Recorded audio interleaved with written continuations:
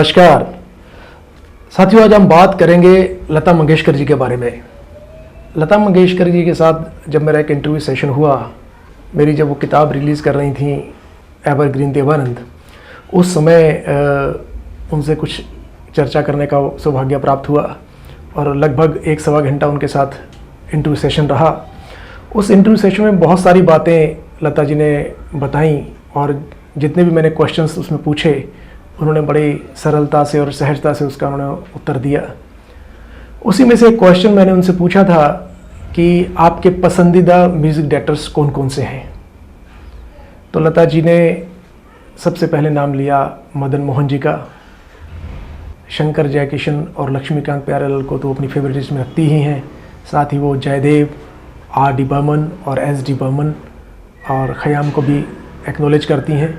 तो ये कुछ ऐसे चंद नाम हैं जिनको लता मंगेशकर जी अपने फेवरेट म्यूज़िक डायरेक्टर की लिस्ट में रखती हैं और इनके गाने में उनको काफ़ी मज़ा आता था, काफ़ी कुछ लर्न करने को मिलता था और काफ़ी डिफरेंट टाइप्स की धुनें इनके तहत वो गाया करती थी, जो ना केवल लोगों को बहुत पसंद आती थी और ख़ुद लता जी को बहुत पसंद थी। मदन मोहन साहब की अगर बात करें तो उसमें तो ये आप जानते ही हैं, उनकी जो म्यूज़िक डायरेक्शंस हैं बहुत डिफरेंट टाइप का है और बहुत इन डेप्थ उसमें इंटेंसिटी भी है और साथ ही साथ कुछ गज़ल की जो विधाएं हैं या फिर बहुत कुछ हट के गाने हैं या कुछ गहन चिंतन मन वाले गाने हैं, वो बहुत बेहतरीन धुनें मदन मोहन साहब ने बनाई हैं जो लता जी ने गाई हैं। और सलील चौधरी जो है, सलील चौधरी की म्यूज़िक डायरेक्शन में लता जी को हमेशा कुछ नया सीखने को मिलता था। उन्हें ऐसा लगता था कि उनकी धुनें बहुत चैलेंजिंग होती हैं और ये जो धुनें होती हैं ये कुछ हटके बनाया करते थे, हमेशा उनका डिफरेंट होती थी। जैसे वो कहती हैं कि हेमंत कुमार साहब का जैसे जो म्यूज़िक डायरेक्शन था वो उनको काफ़ी समझ में आ गया था कि किस तरह की ट्यून्स बनाते हैं, कैसे करते हैं, तो उसके साथ एक जैसा एक सिस्टम बन गया था, तो उससे आराम से वो कर लेती थी। लेकिन सलील चौधरी साहब के साथ उन्हें हर बार नई तैयारी करनी पड़ती थी, हर बार नया चुनौतियाँ सामने आती थी और उनको काफ़ी कुछ लर्न करने को मिलता था।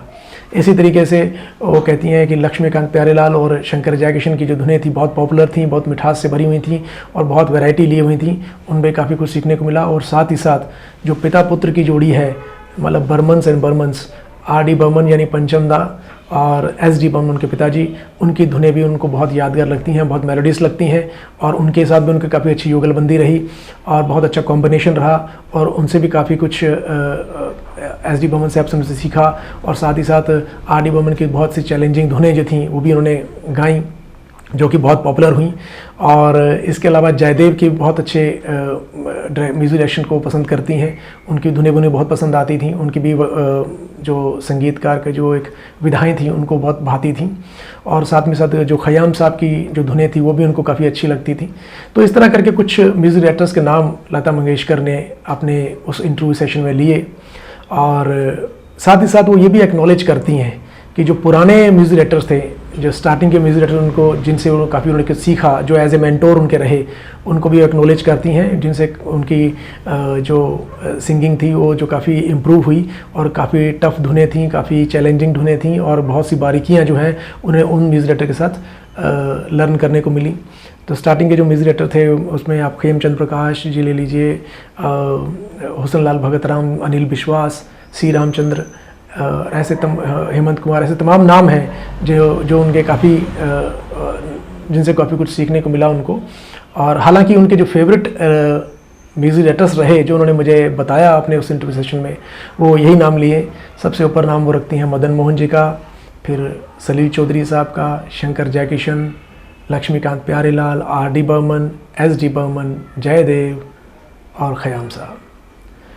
मुझे ऐसी उम्मीद है कि आपको ये आज की ये बातें काफ़ी रोचक लगी होंगी, काफ़ी पसंद आई होंगी। इसी तरीके से और कुछ बातें लेके, कुछ और इन्फॉर्मेशन लेके, कुछ और फैक्ट्स के साथ, कुछ और इंटरेस्टिंग इन्फॉर्मेशन के साथ हम फिर उपस्थित होंगे। तब तक के लिए आपका बहुत बहुत धन्यवाद। नमस्कार।